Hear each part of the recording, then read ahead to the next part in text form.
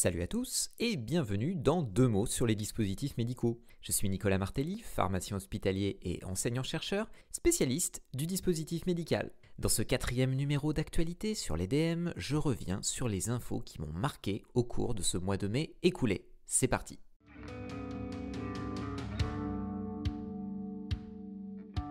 Deux mots sur les dispositifs médicaux, le podcast qui ne vous fait pas le café, mais qui vous en dit plus sur les dispositifs médicaux.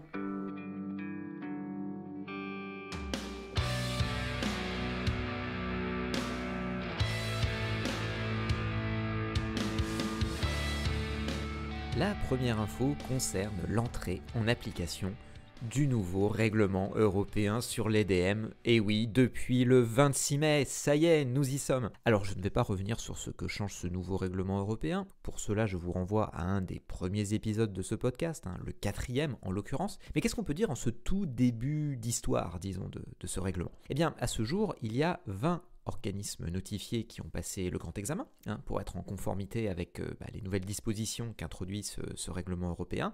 Et attention, je ne parle aujourd'hui que du 2017-745, celui sur les DM en général, pas celui sur les DM de diagnostic in vitro, qui est le 2017-746, pour lequel c'est encore plus tendu, disons, puisque là, il n'y a que 4 organismes notifiés qui sont prêts à ce jour, donc autant dire que c'est encore pire. Car même si 20 organismes, ça peut sembler encore pas mal, beaucoup même, eh bien c'est nettement moins que la plus d'une cinquantaine qui étaient encore actifs sous les anciennes directives.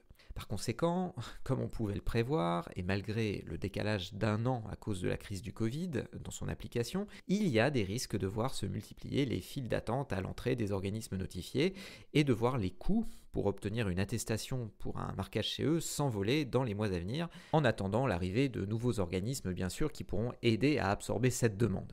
Ensuite, on rentre dans une période assez particulière où des DM marqués CE sous les anciennes directives et des DM marqués CE sous le nouveau règlement vont cohabiter. En effet, si le DM est déjà marqué CE selon l'une des anciennes directives, le fabricant pourra continuer à le commercialiser pendant toute la durée de validité du certificat, au plus tard jusqu'au 26 mai 2024. Mais attention, ceci est assorti de conditions, comme celle d'appliquer les nouvelles exigences en matière de surveillance après commercialisation et de matériaux-vigilance notamment, mais aussi faire en sorte que, dans l'intervalle, le dispositif ne subisse pas de changements significatifs, que ce soit dans sa conception ou dans la finalité du DM concerné, par exemple une extension d'indication. En revanche, attention, dès que le certificat obtenu sous la directive expirera, le fabricant devra disposer d'un nouveau certificat de type nouveau règlement pour continuer à commercialiser son dispositif. Bref, on rentre dans une nouvelle ère avec ce règlement en espérant que tout se passera bien. La seconde info est en lien direct, disons, avec la première et concerne les travaux actuels de la Commission européenne sur la réglementation de l'intelligence artificielle. Dans un document disponible en ligne sur le site de la Commission, se dessinent en effet les contours de cette future réglementation où sont évoqués des produits à haut risque associés à l'intelligence artificielle dont font partie les DM. Cette nouvelle réglementation viendrait, j'utilise le conditionnel, ainsi compléter ce que le nouveau règlement DM, pourtant assez récent, ne précise pas à ce sujet. En d'autres termes, des dispositifs médicaux avec de l'intelligence artificielle devraient non seulement respecter dans le futur le nouveau règlement tel que nous le connaissons, celui mis en application depuis le 26 mai, mais aussi, bientôt, ce futur règlement sur l'intelligence artificielle. Arrachage de cheveux en perspective pour les fabricants d'EDM avec de l'intelligence artificielle. Et attention à ceux qui ne seraient pas en conformité avec le nouveau règlement justement sur l'intelligence artificielle, car le projet prévoit d'ores et déjà des amendes bien salées de plusieurs millions d'euros en cas de non-respect. Alors ce n'est encore qu'un projet, mais déjà plusieurs spécialistes du sujet s'interrogent sur le caractère extrêmement approximatif du contenu. En effet, au lieu d'apporter des solutions à des questions pourtant stratégiques, comme par exemple l'harmonisation en matière d'exploitation des bases de données sur toute l'Europe, eh bien ce règlement semble être une véritable usine à gaz qui complique encore plus le sujet. Comment combattre la frilosité européenne sur le sujet de l'intelligence artificielle ? Comment faire en sorte de ne pas prendre trop de retard vis-à-vis de la Chine et des États-Unis et surtout ne pas être dépendant de ces autres superpuissances ? Voilà des questions qu'il aurait été peut-être intéressant de soulever à l'occasion de cette nouvelle réglementation. Mais bon, l'avenir nous dira si ce projet évolue dans le bon sens. Restons les yeux tournés vers l'avenir avec la troisième info qui concerne maintenant le futur du proctoring en matière de dispositifs médicaux. Alors j'admets que proctor ou proctoring, dans un contexte français, c'est un peu malheureux comme mot et cela semble évoquer la proctologie, mais en fait ça n'a rien à voir de ce côté-là. Le proctoring, dans le monde du dispositif médical, cela renvoie à la notion de la courbe d'apprentissage, en d'autres termes, comment bien utiliser un nouveau dispositif médical. Pour cela, un chirurgien, comme n'importe qui avec un nouvel outil, doit apprendre à s'en servir. Et dans ce cas-là, rien de mieux que le compagnonnage qui, selon moi en tout cas, est peut-être la meilleure traduction qu'on peut apporter de proctoring. Comprendre un autre chirurgien qui connaît déjà le dispositif et qui vient épauler son ou sa collègue pour ses premières interventions et l'aider à l'utiliser au mieux. Le proctoring, c'est donc quelque chose d'essentiel pour la bonne utilisation d'un dispositif médical et faire qu'il donne les résultats escomptés. Aussi, les entreprises d'UDM dépensent des sommes d'argent assez faramineuses dans ce proctoring. Oui, parce que faire venir et rémunérer un professionnel de santé qui n'habite généralement pas à côté, cela coûte cher, voire très cher, et aussi c'est compliqué à organiser.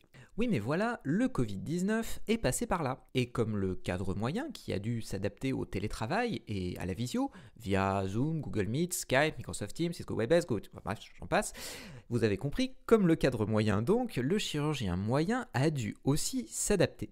Et se sont développés des systèmes d'assistance à distance. Cette digitalisation du bloc opératoire qu'on nous promettait déjà depuis longtemps et qui devait encore prendre 5 à 10 ans, a pris un sérieux coup de boost grâce à la crise. Certaines entreprises spécialisées dans le domaine ont vu même leur chiffre d'affaires exploser ces derniers mois et les blocs opératoires connectés entre eux se multiplient actuellement. Ainsi, par exemple, un chirurgien de Chicago peut maintenant assez facilement suivre et aider son collègue à Strasbourg sans se déplacer et de manière beaucoup plus flexible que par le passé. Ce qui se développe notamment, ce sont les systèmes de réalité virtuelle qui permettent aux chirurgiens à distance de voir tout ce qui se passe dans l'autre bloc opératoire et pourquoi pas, si l'intervention est combinée avec un repos chirurgical, de carrément prendre la main à la place de son collègue pour un geste complexe ou pour montrer simplement quelque chose. En somme, avec ce grand pas en avant fait pendant la crise, l'envie de revenir en arrière et de faire se déplacer, d'organiser, etc. des proctoring, ça semble beaucoup plus compliqué et on risque de voir justement ce proctoring à distance et digital se développer dans l'avenir.